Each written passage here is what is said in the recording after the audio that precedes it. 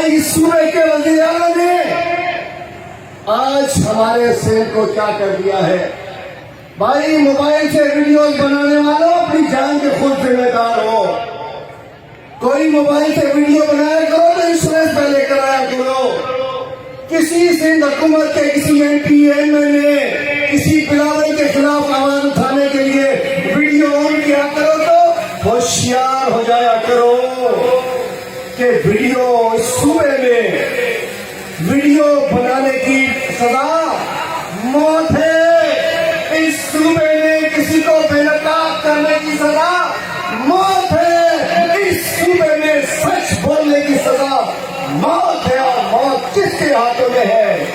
ये कातिल अजीज मेमन साहब मैं साथी भाइयों से कहता हूँ, अजीज मेमन ने कहा था कि बिलावल के जलसे में 200-200 रुपए लेकर लोग वीडियो बनाई थी, उसको खत्म कर दिया गया। अजय लालवानी को सक्खर में उसने भी एक मिनिस्टर के कहा था कि कब्जे कर रहा है, अजय लालवानी को कत्ल कर दिया गया। और आज से 4-5 रोज पहले नाज़िम जोखियों को भी कत्ल कर दिया।